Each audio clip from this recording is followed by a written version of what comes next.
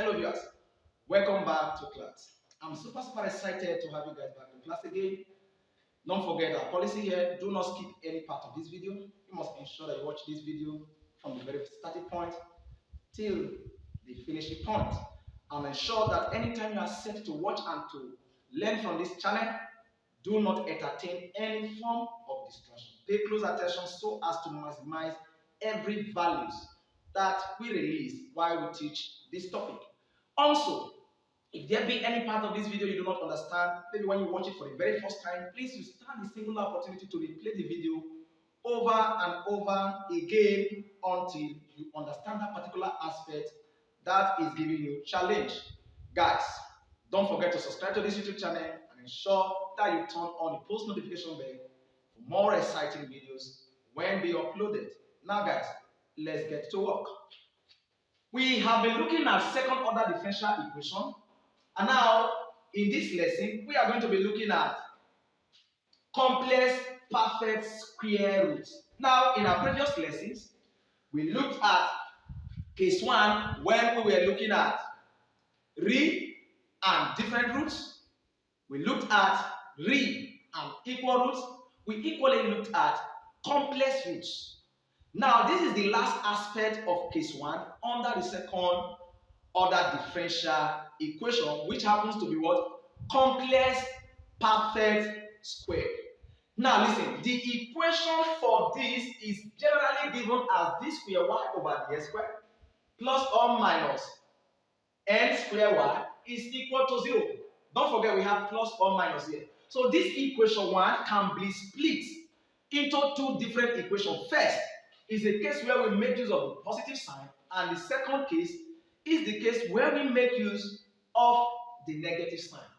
Now, when we have an equation like this, guys, what is actually missing here? You will discover that in this equation, what is actually missing here is the first order differential equation, which is the first derivative. Unlike the first case we looked at, we had dy over dx in all the problems we solved. But in this case now, you will discover that it's only the second derivative that is here and y. So the middle term is missing. So what do you do here? All you simply do is anytime you are given this type of equation, watch out the sign that connect the second order differential equation and the function of y. If it is plus, you will have the general solution to be what? A cos nx plus b sin nx. So what we are actually looking for here is the value of n. While for the second case, the solution is what? A cos nx plus b sin nx. In another video, I will prove to you guys how these models, these equations were derived. But here in this video, we are only interested in applying these formulas. Are you there? So if this is understood, just understand that in this equation, the only thing we are looking at for is n. That's what we are looking at for. N is the only function that we are looking at for. So how do we get this done? In this case, instead of taking second derivative as n, just like we had when we were looking at the first category of this course, we had that d square y over ds square is taken as m squared. Y dy over ds is taken as m, and y is taken as 1. But in this case now, this second derivative is taken as n squared. So d square y over ds squared is equivalent to n squared. Now on the board, we have the very first question here, which happens to be question number 10 because this is a continuation class. We are asked to solve d square y over ds squared plus 16y is equal to 0. So looking at this question now, we see that dy over ds, which is the first derivative, is actually missing in this equation, right? So this becomes our general solution. Then we have d square y over ds squared plus 16y is equal to 0. And what must I do to this, guys? All I just need to do is to tag this as what? Equation 1.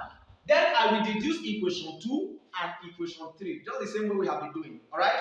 So we deduce equation 2 from equation 1, which happens to be the auxiliary equation. Then we will now deduce equation 3 from equation 2, which will now become our general solution to the second order differential equation. The same 3 steps is applicable here. But now, what do we do? The auxiliary equation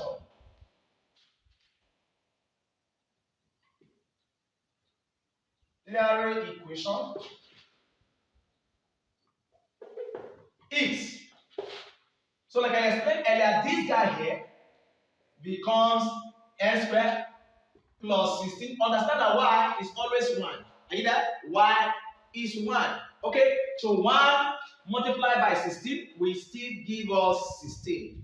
Then this is equal to 0. This is it. Now, when we collect like terms now, all we need to do now is to collect like terms. This is equal to 0. So when we collect like terms, we are equally going to have this as n squared is equal to what? Minus 16.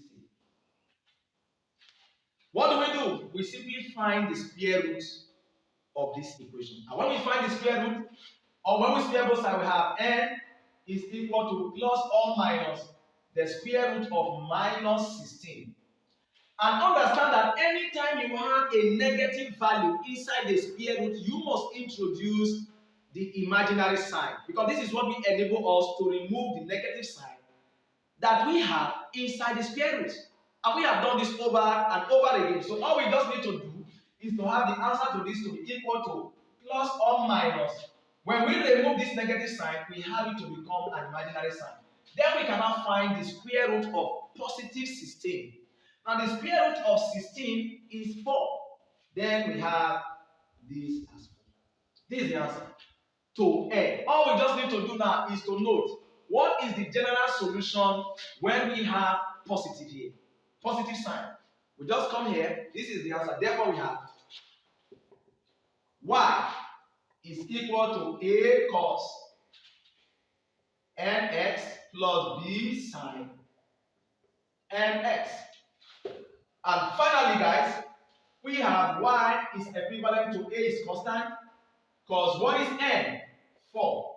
X plus b sine what is n? 4. This is the answer to this particular aspect of second order differential equation. It's very, very simple. All you just need to do is to identify the nature of the question, which will help you to take the very first step. It's as simple as this. So, first is to convert from equation 1 to equation 2, which is the auxiliary equation. Then from equation 2, you obtain equation 3, which becomes the general solution. So, guys, don't forget to subscribe to this YouTube channel if you have not done so. And ensure that you turn on the post notification bell for more exciting videos. Like this video, share this video, and make your necessary comments. So, guys, let's look at question number 11. So, guys, now we have question number 11 on the board. And we are asked to solve d square y over the s squared, d square y over the s squared, d square y over the s squared plus 5y is equal to 0. Now that the right hand side of this equation is already equated to 0, all we just need to do is to call this equation 1. We just start with this equation 1. And from equation 1, we will quickly deduce equation 2, which happens to be what? The auxiliary equation. And understand that this category, instead of using m, we make use of n. Of course, you can still use n. Okay, if you are used to m, you can continue to use m or true. Alright. Now, in this case, this would have given us the auxiliary equation is, we have n squared plus 5 multiplied by 1, y is 1, is equal to 0. So what do we do here? We will take 5 to the right hand side. Then this will have given us n squared plus is equal to. Now, as we take positive 5 from the left hand side to the right hand side, it automatically becomes negative 5. And at this point, all we need to do to find the value of n is to square both sides. Are you there? And when we do that, this will have given us this plus or minus the square root of minus 5. And now we have this to be what? N is equal to plus or minus We just remove the negative sign by introducing an imaginary sign. Then we have root 5. Of course, we know that root 5 is not a perfect square, and we do not entertain decimals here. So we are going to leave our answer as root 5. That's all. Don't forget, we do not entertain decimals. So leave your answer in terms of root if the number inside the square root is not a perfect square. Are you there? Then don't forget also that when you know principles, you become a principal. And finally, when you understand boundary conditions, you will not overstep your boundaries. Now, let's get the final solution. Now that we have obtained the value of n, all we just need to do is to identify the sign that connect the two functions that we have in our equation. And it is positive sign. So we just recall that the general solution is given as a cos nx plus b sine nx. And now we already know n. So this gives us a cos n is root 5x plus b sine n is root 5x. This is the answer to question number 11, which happens to be the second question under this category of solving second order differential equations. So don't forget to subscribe if you have not done so. Share this video, like this video, and make your necessary comment. And don't also forget to turn on the post notification bell for more exciting videos. So number 12 on the board and question number 13 also on the board. So we are quickly going to solve these two questions simultaneously, right? Now, in question number 12, we are asked to solve d squared y over the s squared minus 36y is equal to 0, and this happens to be equation 1. Since we have the right hand side to be equated to 0, right? Now the next thing we are quickly going to do is to obtain equation 2 from equation 1. And to have that done, all we simply do is to convert equation 1 to its auxiliary equation. And to have that done, all we just do here is the auxiliary equation is now m squared d squared y over the s squared times n squared, then minus 36 multiplied by y is 1. So 36 multiplied by 1 is 36 equal to 0.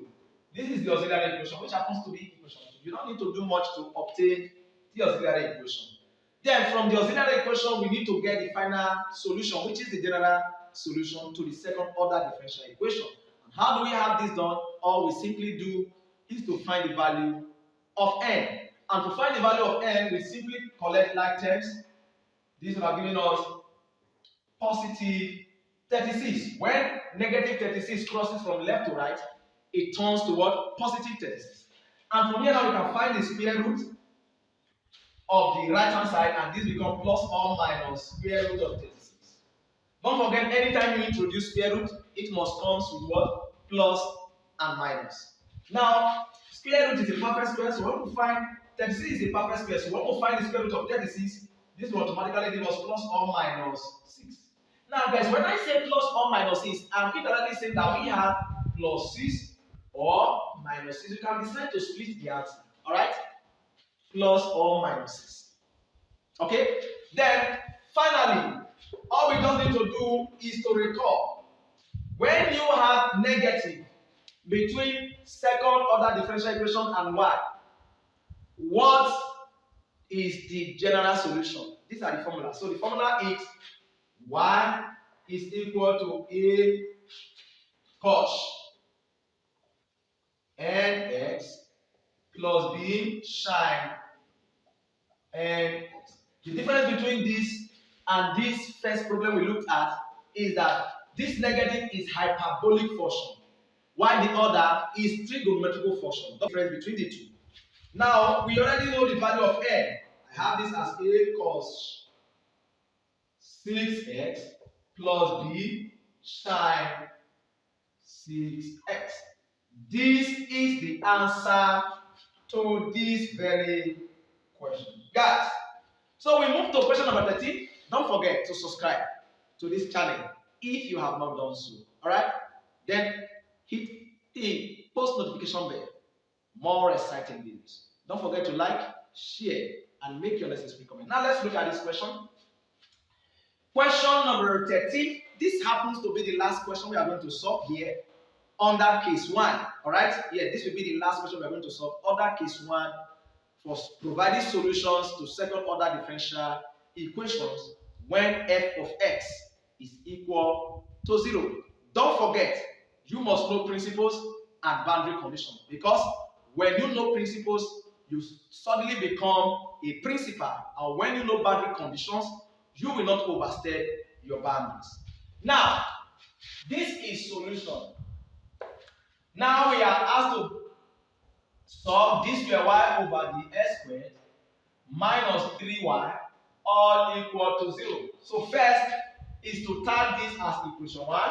Second is to obtain equation 2 from equation 1. And equation 2 is always auxiliary equation, just by transforming this second order equation to a more simpler or conventional equation. Are we there? Now we will have this to be what? The auxiliary equation is, so what is the auxiliary equation, guys? We have this as n squared minus 3 multiplied by 1. Don't forget that y is 1, and that would have given us 0. This is equation 2. It's as simple as it is the auxiliary equation. So the next is to obtain equation 3, which happens to be the general solution. But before we can get that, we need to know what n is. We have to find the value of n, and to find the value of n now, all we need to do is to make n the solid of formula. And we have this to be what?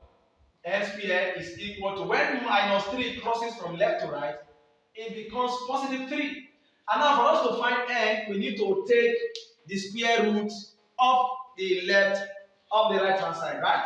We take the square root of the right hand side, then we have n squared. N is equal to this plus or minus square root of 3. And now we know that 3 is not a perfect square. That makes this our answer. And by extension, this means plus root 3 or minus root 3. This is what this means. Don't forget that for every quadratic equation, you will always have two values, plus or minus. And that's one of the reasons why you always introduce plus or minus anytime you are squaring both sides. Are you there?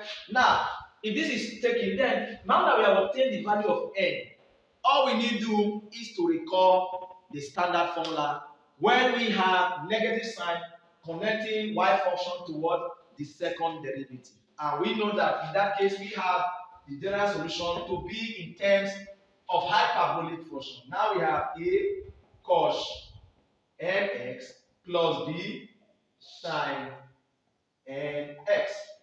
So if this is understood, all we need to do, y is equal to a cos n is root 3 x plus b sine n is also root 3 x. This is the answer to this very question. So guys, I love you too much to leave you stranded. I've done my part. I leave the rest for you. Listen carefully. These few questions we solve here, they are not enough. Alright?